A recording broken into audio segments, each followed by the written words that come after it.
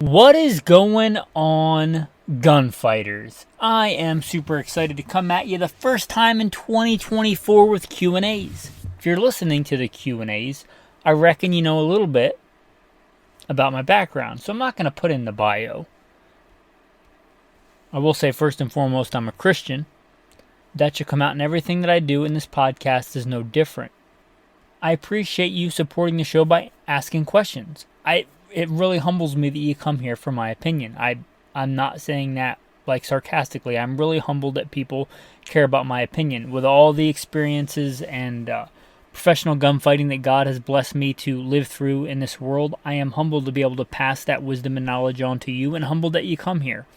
With that, let's get into our first question of the episode here. First question. What are my thoughts on Rock Island Armory? I think they make dirt cheap 1911s. The question was specifically like, is it kind of like a working man's STI Staccato 2011? And you guys don't come here hopefully don't come here to have me tell you about rainbows and sunshine and unicorns. Come here for a real honest opinion. So I'm going to be honest with you. No. Let me pose the question back to you this way. Does something that looks like a Staccato that costs, I don't know, a half, a third, a quarter of the price, does that sound too good to be true? Yeah. It probably is true. Here's the deal. If you want a dirt cheap Filipino made or whatever 1911, and I'm not saying there's no place for Rock Island.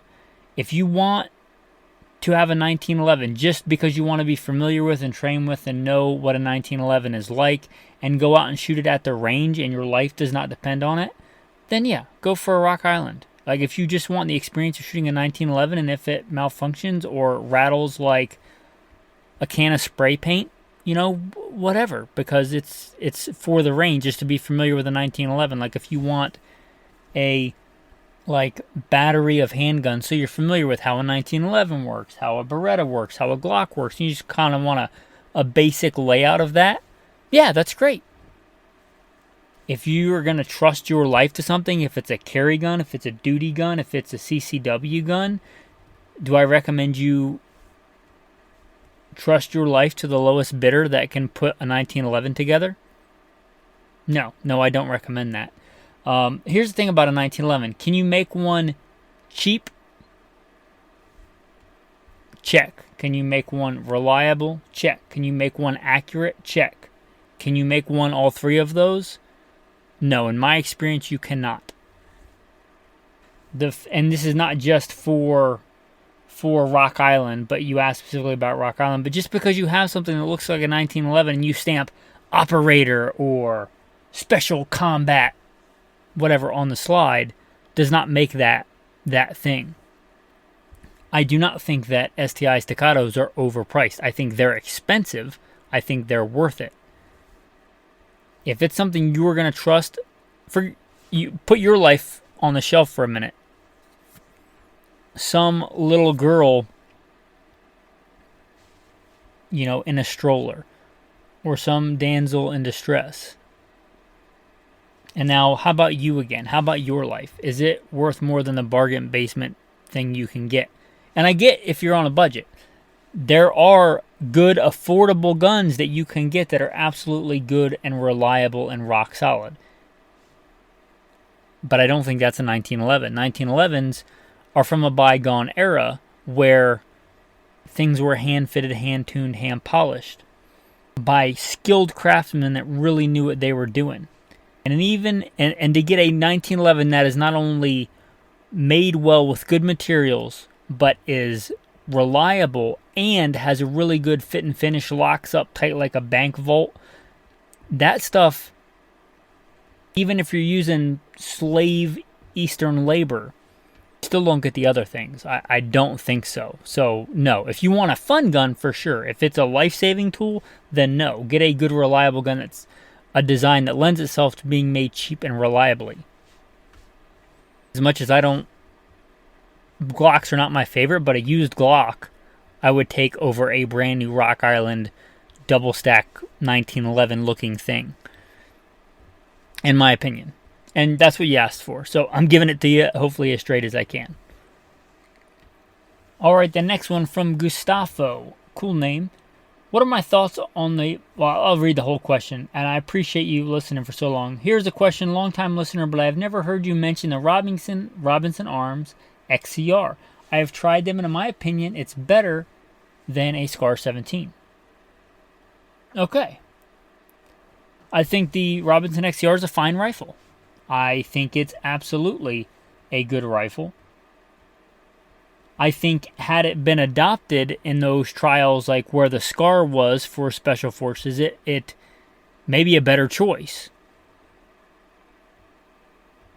Here's as far as the rifle goes, functionally, I see nothing wrong with it. I think it's a fantastic gun. Here's an issue run into. When I got my SCAR, I got it as a professional gunfighter, the commander of a tactical team to stop active shooters, and I ran it and I trained with it. And I have swapped parts in it. The SCAR 17 itself is not a common rifle. There's not a ton of them compared to like an AR-15 or even an AR-10. The Robinson XCR is super rare. So, and this came up, I was talking with one of my, actually that same thing where I was the commander of a tactical team. I was blessed that this guy came to work for me. Good gunfighter, a real true gunfighter. And we were talking today about, I was trying to encourage him to get into optics on a handgun. And he was talking about how he's still running a Glock. And I was like, and he likes Walther. He shoots competition. I said, why don't you get a Walther PDP? Why are you still slumming it with the Glock? And he said, well, I have the Walther PDP, but I wanted to run it on duty, but it's hard to find a good duty holster for it. And that gets into the Robinson XCR. The aftermarket support is a thing. Like if I judged it standalone, honestly, do I think that the XCR could go toe-to-toe with the SCAR 17? I'd have to run it on the clock and like time my double taps and weigh it and shoot it for accuracy. I had sample size of 1, but I have a hard time believing that the Robinson XCR will be more accurate than my SCAR 17 because my SCAR 17 literally will put them in one ragged hole. I zero my combat guns at 50 yards generally. It'll make one like ragged hole. It's crazy accurate. But if I ran it like on the clock, if I was running them side by side, went to a competition and shot the same stage, and then shot another stage reversing the order, do I think that the XCR has a real chance of meeting or being as good or better than the SCAR? Just on the merits of the gun itself? Yeah, probably. It very well may. I'm not saying it for sure does, but it may. But what about the aftermarket support? That's my main issue. I never considered it for a professional gunfighting long gun because aftermarket support. I think I'm on my 3rd trigger in the SCAR 17. Just to like, aftermarket support is a thing. So those are my thoughts. I think it's a good rifle. I think it's a very rare rifle. It goes back to what do you want it for? It may suit your purposes just fine. Ooh, my favorite so far, just because it's a Bible question. Wad's words. Wards? I don't know how to say your screen name or your handle. But, hi Michael, I would love to hear your thoughts on the verses before and after the one where Jesus talks about selling your cloak and buying a sword, Luke 22. His disciples' response and Jesus' answer. Alrighty. Well, I think he's referring to Luke 22:36, so let us turn there. I got the old King James next to me. Quick draw. Grab the Bible. Got it. Alright, let's turn there. We'll start in 35. And he said unto them, Jesus, when I sent you without purse and scrip and shoes? Lack ye anything? And they said to him, Nothing. Then he said unto them, But now he that hath a purse, let him take it, and likewise his scrip. And he that hath no sword, let him sell his garment and buy one. For I say to you, that this that is written must yet be accomplished in me.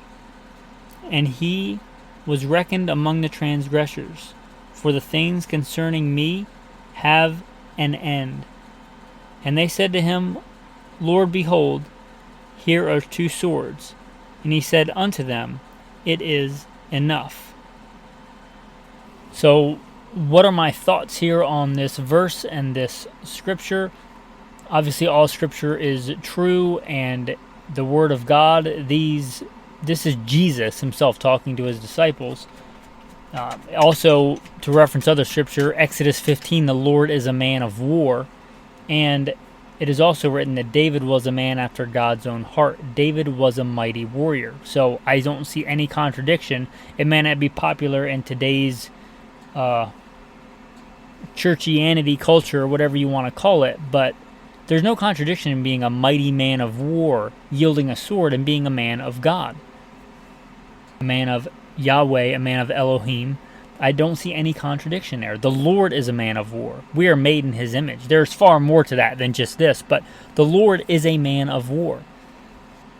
There are many mighty men that the Bible writes about who wield a sword. There are many noteworthy men in the Bible who don't, which is getting to what the disciples said. We have 2 swords, and he said to them, It is enough. Do I believe that God calls every man to pick up a sword and fight? Well, I cannot support that scripturally. It's important when we read the Bible not to add to or to take away from it, not to make it say what I want it to say, but to read it honestly and circumspectly as to what it says. There are also many men in the Bible who don't wield a sword, or times when it's appropriate to wield a sword or not wield a sword. But the sword itself, I don't see any problem with. Just like drinking. Jesus drank. He was accused of being a glutton and a drunkard. You don't get drunk off grape juice. You get drunk off alcohol. He was accused of being a drunkard. He obviously was not. That was a false accusation. But his first miracle, turning water into wine. Jesus drank. Obviously, there's nothing wrong with that. No sin there, because Jesus did not sin, obviously. John the Baptist, however, was called to abstain from drinking, as was Samson. If we go to David, a man after God's own heart, he had no problem wielding a weapon, wielding a sword. He cut Goliath's head off with his own sword. He also knew when to not use a sword. When he had a chance to kill Saul, he refrained. He stayed his hand. There is a time to use force and a time not to. It's not always the right answer. Likewise, we see Jesus holding back. Not because he doesn't have power, but because he knows it's not the right time to use it. If you read Revelation, when he comes back, well, just go read Revelation. So, one of my thoughts is that there are more than 2 disciples. They say, here are 2 swords, and he says it is enough. So, do I think that every man has to wield a sword for the kingdom of God? No, I don't know that that's every man's calling. I can't support that scripturally. But what you should answer for yourself is it your calling? And only God knows that. I don't know that. Only God knows that. So ask him if it's your calling to carry a sword. A good, deep question, and I appreciate it. This next one is from Dylan. Best gunfighting rifles of 2024. And I've done similar things to this. I've done best 223s of 2024. It will be hard to do a best gunfighting rifles of 2024 because what are we talking about? Where do you live? The best gunfighting rifle for you if you live east of the Mississippi is probably not the best for me up here on the Montana-Canadian border in northern Idaho. Also, it's pretty hard to compare apples to oranges. Are you comparing a full-powered battle rifle like a 308 to a 223? Because that's pretty hard to compare. That's its own genre of episodes. And it really depends. I would use both. Sometimes on missions, when I had full access to all kinds of guns, I would take different guns for different missions. So that's, I mean, that's kind of too hard to answer. I did one on top 223s. If you want for like the vast majority, the, Breyer's vanilla answer, the Honda Civic answer, the best for the broadest range of people, get a Colt 6920. Get a Colt 6920. If you don't know, that's like the Colt M4, civilian M4-ish version. Get it and run how to use it. When you are maxing out that rifle's potential, then you will know which way you want to go. If you're hitting routinely man-sized targets out at 300 meters with iron sights with that rifle, you'll know what kind of optic to put on it. Or you'll know, hey, I would like a little bit more power out beyond that range. Maybe you want to step up to a 308. So get yourself a Colt 6920. It's the safest answer. Chrome line barrel, chrome line bore. Because the most important factor of that rifle's effectiveness is you and your ability to wield it effectively. So the Colt 6920 is good. The Smith & Wesson M&P is fine. It's a good standard. I recommended that for years. Either one of those is good. If you want to go the AK route, not everything that looks and smells like an AK is an AK or is built to AK standards, like actual AKs. In fact, unless you have like a Vietnam bring back full auto class 3 weapon, you don't have an actual AK.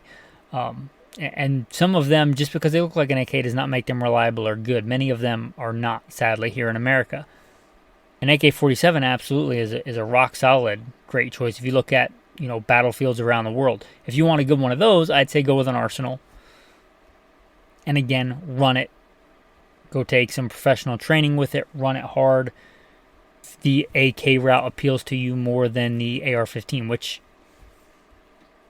it might. And if you want one behind that one, get a Galil Ace. If you don't want to go the Arsenal route, but you still want the AK kind of pattern, go with the Galil Ace. If you want a little bit cheaper ammo, you want the AK, but you want to shoot it more affordably, at least here in America, get the 223 version of the Galil Ace. If you want the AK pattern, those are the two main patterns worldwide for combat rifles today.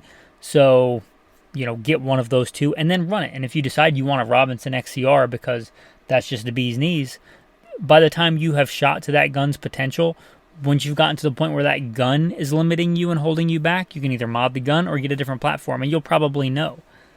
And you'll probably know what is more applicable and appealing to you. Do you want to shoot faster? Do you want to shoot farther? Do you want to shoot more accurately? Do you want more gumption on target, downrange? And that will probably dictate.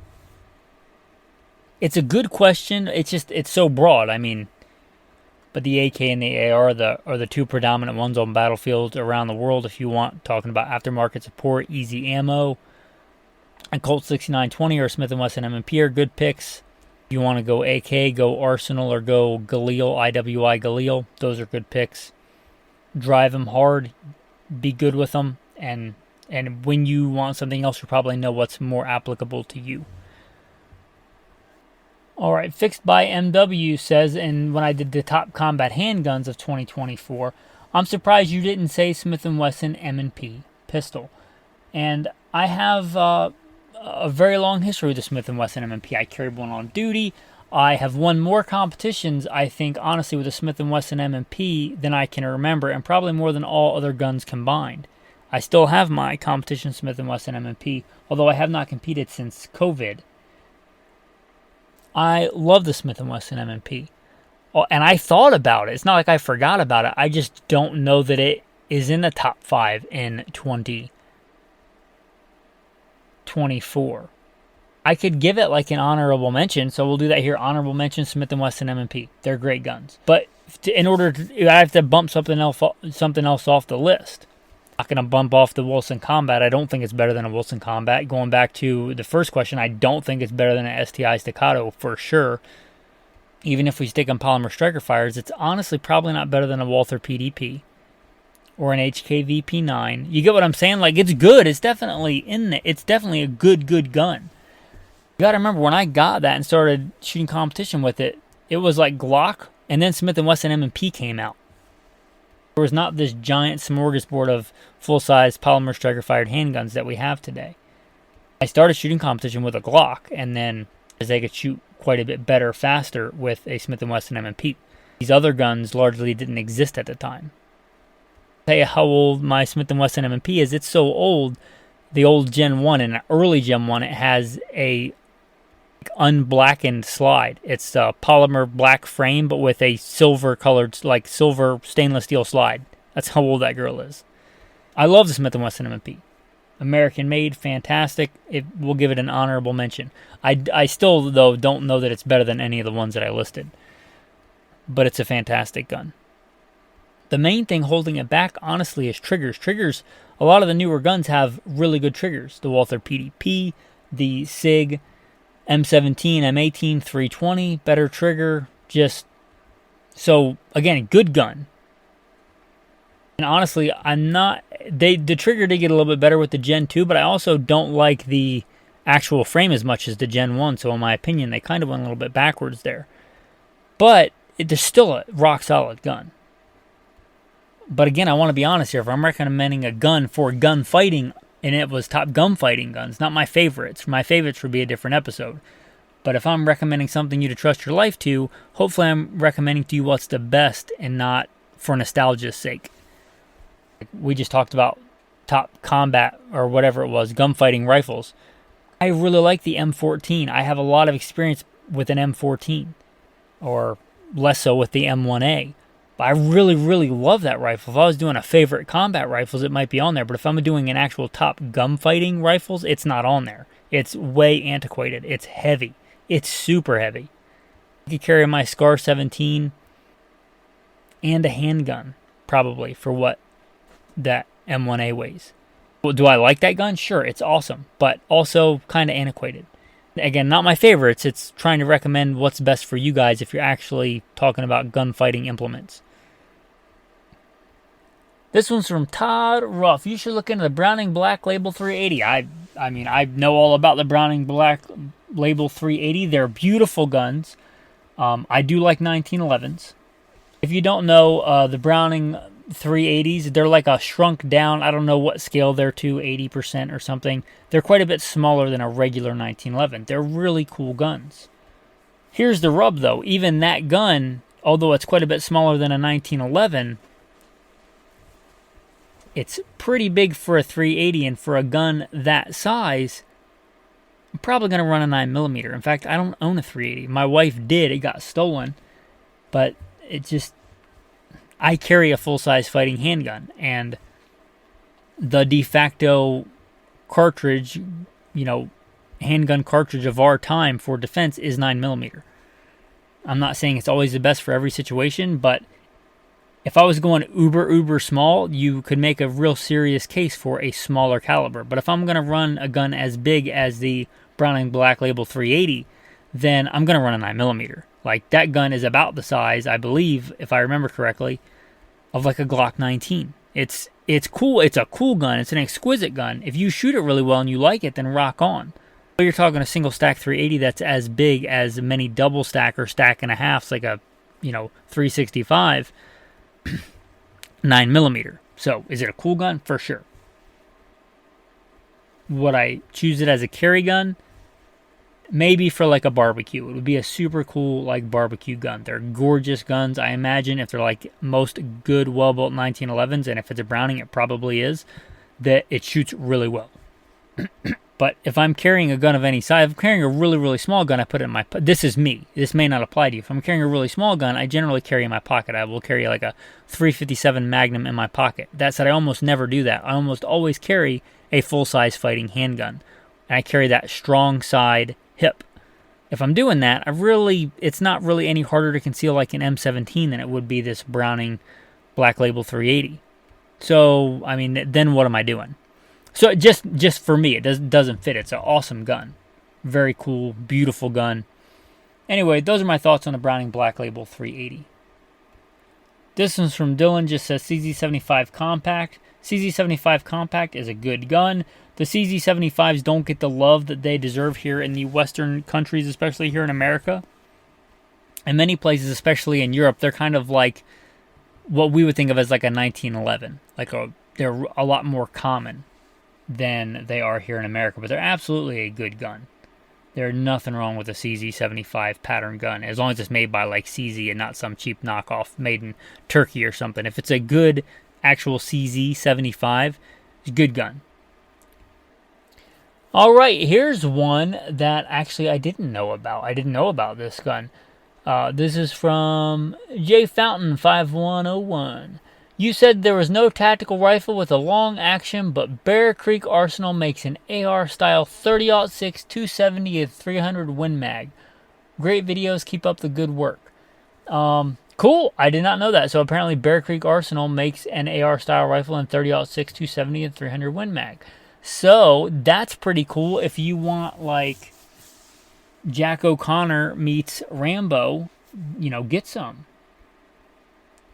I was not tracking that. I was not aware that anybody made like a long action AR-10. I think I might have been aware of some specialty like 300 Win Mags, but for like long range work, but I was not aware of like an AR-10 that's even longer. What would that be? If it's AR-15 and then an AR-10, or like an AR-5, like even bigger than that.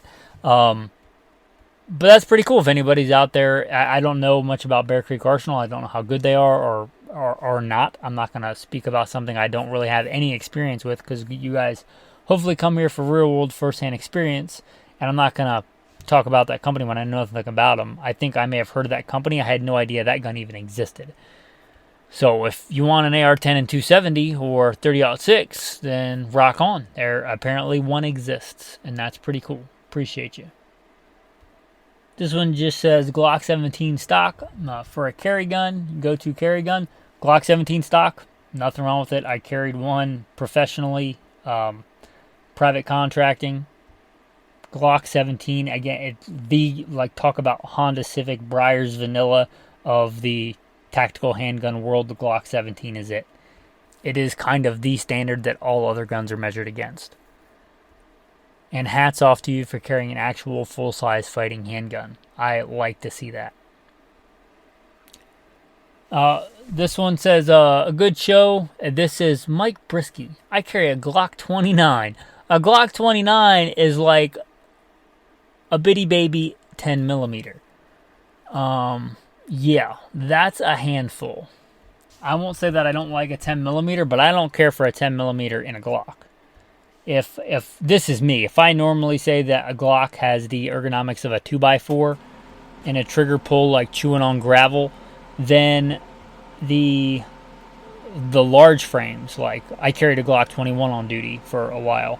Larger frames like the 10 millimeter and the 45s, they have the ergonomics of like a 4x4. They're just huge.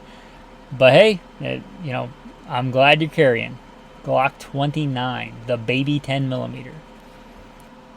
Alright, this one's from Kazik. I really enjoy that you mentioned reloading with black powder, 12 gauge, 45 Colt, 45-70 government loaded in black powder are good solutions for long-term crisis. Yeah, I think they are. If you don't know what I think he's referring to, a lot of those older cartridges like that you can load with black powder.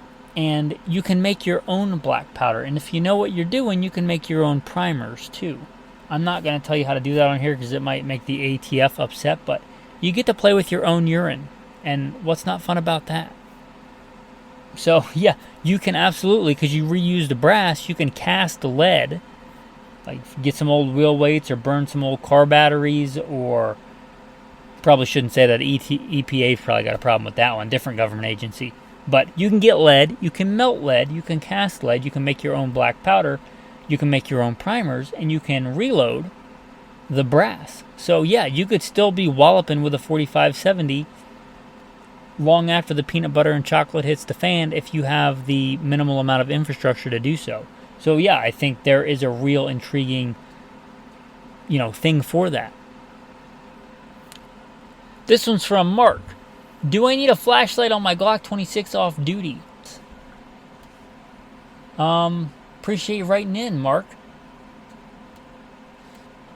No, you don't. And actually, of all the Glocks, I really do like the Glock 26. Carried one for a long time. As, when I wasn't pocket carrying and I wanted a much smaller gun, I might carry the 26. Here's the issue: is that the 26, the original baby Glock, does not have a rail. I'm not aware of any of the 26s that have a rail, even the Gen 5. So you can't mount normal lights to it. You could probably get some kind of kludgy workaround, or get a different frame or something, but I wouldn't. I actually don't usually carry a gun with a light, and I've trained with it, and I've taken courses in it, and I was certified in it in LAPD. And for a time I tried carrying even with a full-size duty rig. I don't like carrying a light on my handgun. I know, just gasp from the tactical community. It bucks the tactical trend. How dare I? Here's the thing. You got enough junk on you. And there is a real thing called the firepower versus mobility equation and maneuverability dexterity equation. For me, this is a personal thing. I wouldn't fault anybody for carrying a light on their gun. For me, I don't find it worth it. For the extra size and bulk that a light adds, for me, I don't think it's worth it. If I'm searching, I should be searching with a handheld light anyway, which means even if you have a light on your handgun, you should have a handheld light. If I have the handheld light in my hand and I know proper flashlight shooting techniques, is it as good or as fast as a dedicated weapons light on my handgun? No. But it's probably faster in most actual real-world application than stowing my handheld light and then turning on my gun light and then acquiring a grip, because my grip was prior on my handheld light, and getting a good firing grip and getting a good firing solution with my weapons light, because I shouldn't be searching with my weapons light. So you get what I'm saying there? So if I got to have a handheld light anyway, and this is what I found in many different professional gunfighting jobs, I'd rather just have the handheld light, and if I get a target opportunity, I shoot with proper flashlight techniques with my handheld light. For me, that's my answer. So I would not, and all the years I carried a Glock 26 as an off-duty and or CCW, I would never felt drawn to put a light on it at all. So no, I don't think so. That's a good question. And that is our last question of the day. If you guys listen, I thank you. If you took the time to write in and you honestly came here for an honest opinion, I really appreciate you. It is very humbling, and I don't take that lightly. And I don't just tell you what you want to hear, hopefully. I tell you my honest opinion. You could differ from that opinion. This is not gospel. Again, you've probably heard my background and training experience if you've listened to this. You may have different mission parameters. You may have different training, whatever the case is.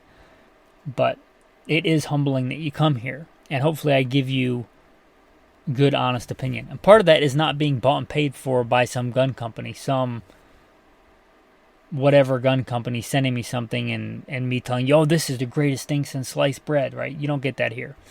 And the way this podcast is supported is by viewers like you. So if you want to support the podcast, consider stepping up and becoming a patron. This show is supported first and foremost by Almighty God and with the help of patrons, hopefully like you. So consider being one. With that, thank you for listening. Your tactical tip of the day. You ever spray paint or do some kind of gun coat on a stock? Well, I found something that works pretty well, because if you've spray painted a gun, over time it will wear off, which is not a big deal. You just spray paint it again. But if you want it to last a little bit longer, there is this stuff called Flex Seal. It's basically like a rubber coating. They make it in different colors. They make it in clear. So you can spray paint your pattern, and it's kind of a matte clear. It's not real shiny. You can spray paint whatever camo pattern you want on your stock or on your gun, and then you can hit it. I wouldn't hit it on any spot that gets really hot. That's why I said stock. But you can hit it with that clear coat of that like softer rubber. One, it gives it a really good tactile feel, a little bit more grippy than it would be with just a spray paint. So there's a functional aspect there. And also the camo pattern will last longer. So you might try hitting it with that clear Flex Seal. And Flex Seal is like a brand name. There's probably other ones that may be cheaper that do the same thing. But that clear Flex Seal, if you want to make the finish wear a little bit more slowly. and or you just want to give a little bit more grip on an area. Anyway, I've done that on a couple of guns recently, and it seems to work pretty well. So that's your tactical tip of the day. Your tactical verse of the day. Since we were reading that passage in Luke a little bit farther, just on the next page in my Bible, Art thou the Christ? Tell us. And he said unto them, If I tell you, you will not believe. And if I also ask you, you will not answer me, nor let me go.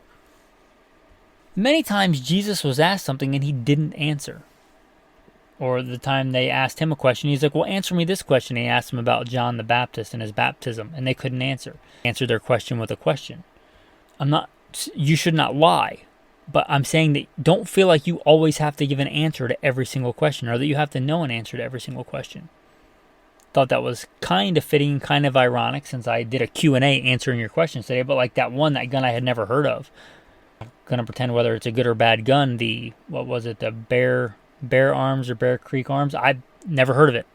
I'm going to pretend to have an opinion or anything on that if I don't know. Don't feel like you have to have an answer for every question. No, Jesus did have an answer for every question. He knew everything, and even he didn't answer every question. So there's not always the right answer to answer every question.